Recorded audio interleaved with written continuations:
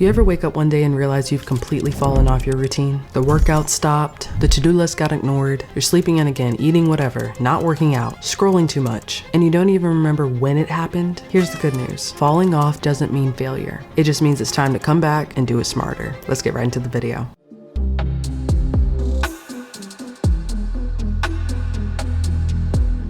So first, what you need to understand with routines is that they are not about perfection. They're just about consistency. They give your mind and your body structure to understand, okay, when the day starts, when I wake up or when I eat lunch after it, when I start the evening, this is what I'm planning to do. A good routine will build self-trust and momentum. So without structure, everything kind of bleeds into one. So if you ever tried to go throughout your day, you knew you had to go to the grocery store, you need to pick something up for a friend, you needed to work out, you need to do all these different things, but you kept all of it right here. That's not helpful. You need to write it down, get it on paper, type it in a notes app, whatever the case is, you need to be able to physically cross it off when it's done. Routines will help you remember who you are, especially when you're feeling off. To start that, we're going to talk about it in steps. Number one is to start with one core thing. Every morning, no matter what, making your bed, journaling, walking, praying, build momentum with one win and then start layering it throughout the day. And if you need a visual, make a visual. If it works better for you to have a piece of paper every morning and maybe you draw a square and you fill it up every time you make a win, and by the end of the day that square is filled, that's going to make you feel like you've accomplished much more than it may have felt like if you just thought about doing things, maybe forgot a few, maybe accomplished a few. A few ideas that can help you do that is no phones for the first hour. Oh my gosh, I can't not scroll on TikTok. You need to find a way not to, because it's really stunting your growth, and you think it's not because it's harmless, but I promise you it is reinforcing. I care more about other people's lives than my own. I remember there was a time when I would just get on Instagram, get on TikTok, scroll, haha, I'm so funny, yeah, great. And then I realized I've wasted an hour and I barely want to get up and go to the gym. I need to get dressed and start thinking about work because I now gave myself less time to work out, and it just was not productive. This is the time to plan your top 3 tasks. If you get your clothes out the night before, whether you're going into work, whether you are doing something else with your life, going to school, whatever, that creates more mental capacity to figure out what the first 3 things in the day you want to start doing. So if it's getting groceries, if it's returning some shoes, if it's calling a friend or following up with a business opportunity, that creates space when you're not doom scrolling. That brings me into my next point of creating a morning reset. So you have your first win of the day. That's great. Now your whole morning reset to get you started to finish out your day, God willing, repeatable, calming things that you can do that reinforce that habit. That can be light movement, that can be getting your water intake, that can be reading a new chapter in your book. Those are ways to really start that morning habit. Then that brings me to number 3, time block. Even if it's a loose time block. If you're not familiar, it's basically chunking out a piece of time where you do something instead of I'm going to work out and then I'm going to do this, then I'm going to do that, and they're in little like 15-minute increments. You just have a big old 90-minute block where it's in that dedicated space. This is the best time to do focus work, the best time to be as creative as possible, the best time to really lock in on a workout, lock in on doing research on new eating habits, whatever you're looking to do in this season of your life. It doesn't need to be perfect. It just needs to give you a structure to return to.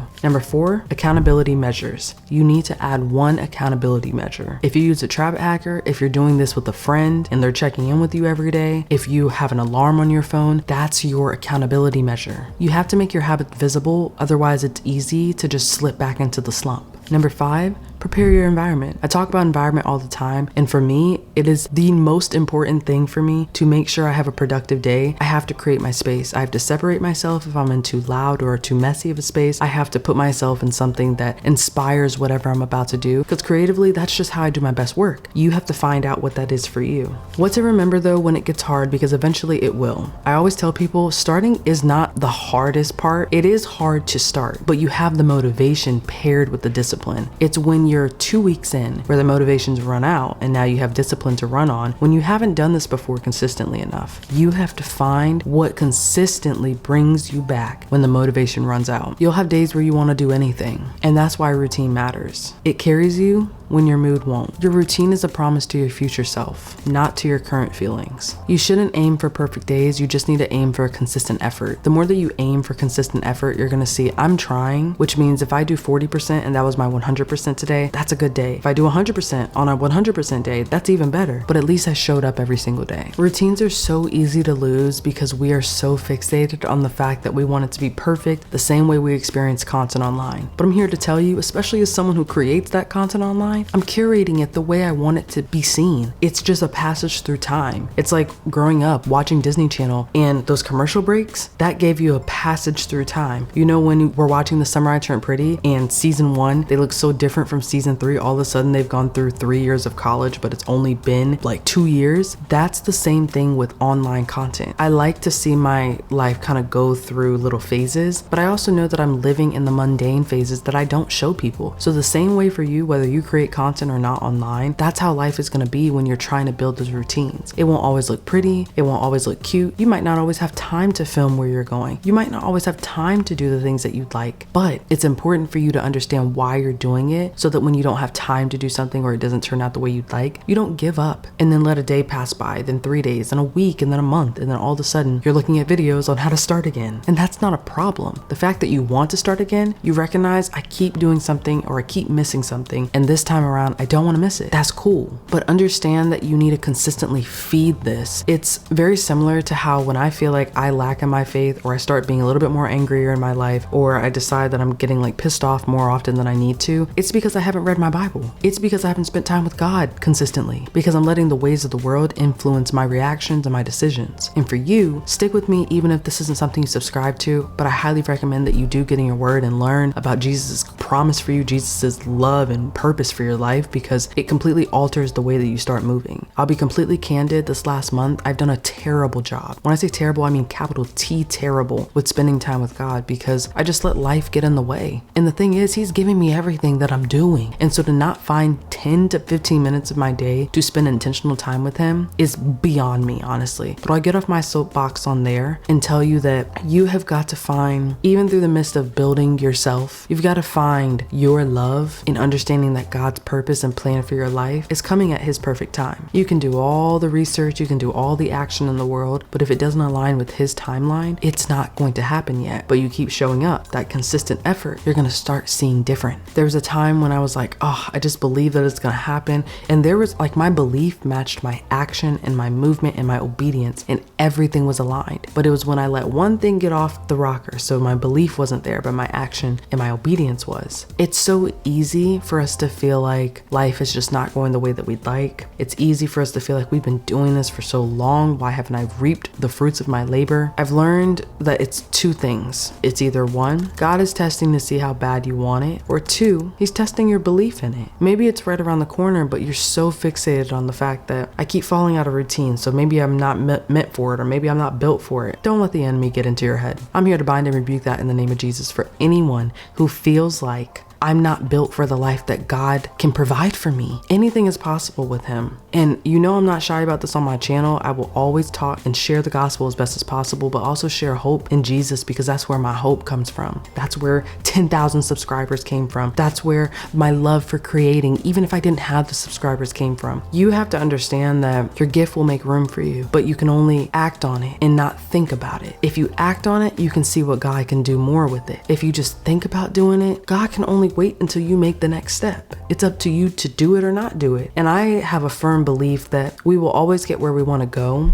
but how long it takes for us to get there is up to us. Because if we're not moving out of fear, out of judgment, out of, uncertainty, it's going to take us so much longer to see what it could be. But if we move out of obedience and not knowing how it's going to happen, but that it will happen, that faith, it's going to change your life. Getting out of a slump and getting back into routine means really like locking in with yourself, locking in and knowing that God's purpose for your life is there, but your action to back that up is the bonus. I've been journaling. I've been going out to the farmer's market. I have been hanging out with friends. I've been trying new restaurants. Sometimes those little mundane tasks are just being obedient to the lifestyle that you want. It may not look the way it looks online for other people's lives, but I'm not other people, and it can only happen the way it's supposed to happen for me. So when you start thinking in an abundance mindset and an optimistic mindset and a positive mindset that everything that's happening to you is happening for a reason, is happening because it needs to happen, you start thinking, wow, life is honestly so great. There's so much that happens for me. I'm never without. Your language truly truly, hear me now if you hear nothing else I said in this video, your language absolutely determines the quality of your life. And then to back that up, in the number 2, the people and the quality of people in your life determine the quality of your life as well. So what you say about yourself, what you say about your situations, and the people around you, those 2 things will determine if your life is crappy or great. I know sometimes that can be easier said than done, and you might be in a season of your life where you're like, I've been in a slump for 3 years. What do you have to say about that? I have to say, what are you doing every day? Have you let the slump, have you let the energy of feeling like you've been defeated be the reason why you are gonna see year 4 like that? Or are you gonna show up, be maybe a little bit delusional, and say, my life has looked like this far, but I have the power to start changing it by the way I respond, by the way I show up, by the fact that I may not see results for another 365 days, but I have the belief that I will see it on the 366th day. And it's gonna come at his perfect timing. But you have to trust and you have to act in obedience, even if it doesn't make sense. I hope this really encourages someone, because I know that there's someone out there. I know for myself, maybe sometime next week, next month, next year, I'm gonna feel a certain way because I'm human. I'm gonna experience different things, but I'm going to remember that God has never left nor forsake me, so why would he start now? And what's important is that, like, I don't truly all the way know what that means to just believe, and I'm on my journey to figure it out, because I know